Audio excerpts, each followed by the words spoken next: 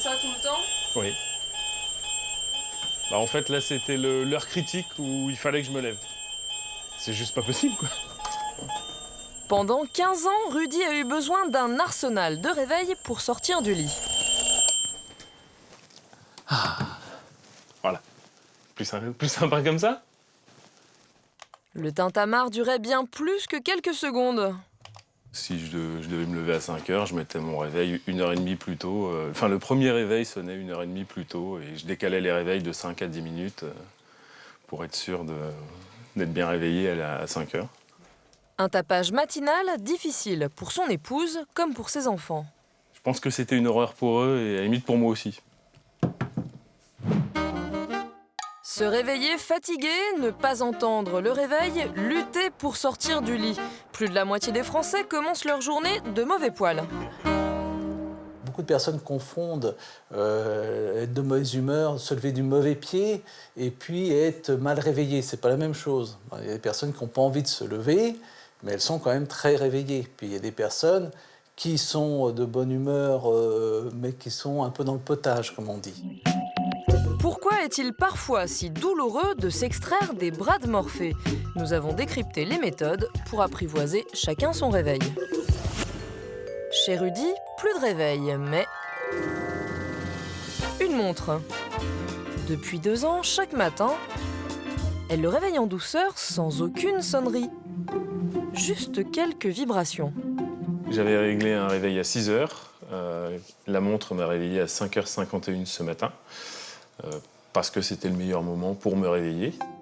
Ce meilleur moment, c'est la montre qui le détermine. Durant la nuit, elle enregistre les différentes phases de sommeil de Rudy en détectant ses moindres mouvements. Pas de risque de ne pas vous réveiller. Impossible. Comment une montre peut-elle deviner ce fameux moment qui nous permettrait de nous réveiller en pleine forme? Pour le savoir, nous sommes allés à la rencontre de Maxime Elbaz, un spécialiste du sommeil. Pendant le sommeil lent profond, elle ne devrait pas nous réveiller parce que pendant le sommeil lent profond, on ne bouge pratiquement pas. Mais en général, elle devrait réveiller à la fin de cette phase de sommeil paradoxal. La personne a bougé, a eu un mouvement avec un micro-éveil. Et c'est à cette période-là, par exemple, qu'on pourrait réveiller une personne en fin de sommeil paradoxal pour un réveil optimal. Ce n'est pas un gadget. Je pense que c'est un outil utile pour le grand public, pour mieux se connaître. Si la montre permet de se réveiller du bon pied, Claire, elle, a du mal à s'endormir. Résultat, chaque matin au réveil, elle est déjà épuisée. Le matin, quand le réveil sonne, là, souvent je me réveille en sursaut.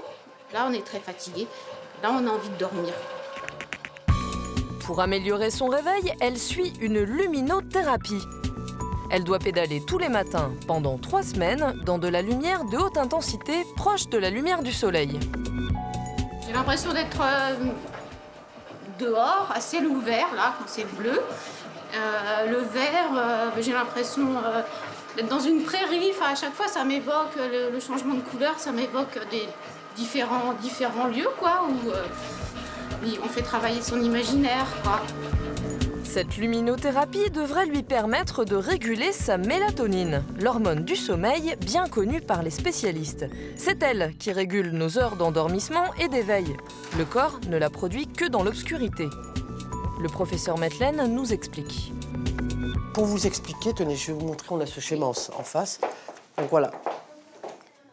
Nous, ce qu'on va faire, en vous exposant à la lumière de haute intensité, on va bloquer votre sécrétion de mélatonine, que vous voyez là ici. Schématisé, on va la bloquer, cette sécrétion de mélatonine. Et au bout de quelques jours, on va la décaler, la sécrétion. Donc, et on va avancer un petit peu cette sécrétion de façon à ce que votre sommeil puisse se recaler sur des horaires à peu près acceptables. Voilà. Donc, ce qui veut dire que la sensation au réveil devrait être améliorée au bout de quelques temps.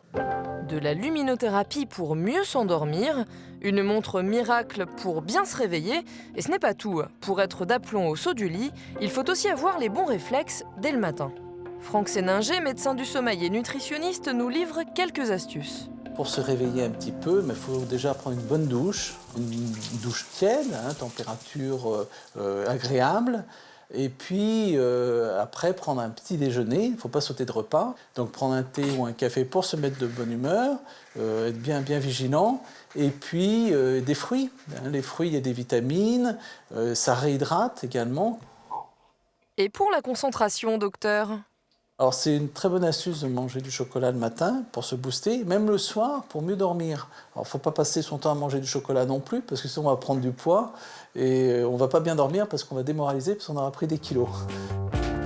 Depuis que Rudy se réveille sans difficulté, plus question de se passer du plaisir d'un petit déjeuner préparé avec soin. J'ai changé donc mon heure de coucher, que j'ai essayé de rapprocher de façon à avoir une période de sommeil plus importante. Et j'ai changé mon alimentation, je suis revenu à une alimentation plus équilibrée, un peu plus saine, parce que c'était mes 2 gros défauts en termes de sommeil. Être bien réveillé, c'est aussi avoir l'envie d'amorcer sa journée, pourquoi pas avec gourmandise.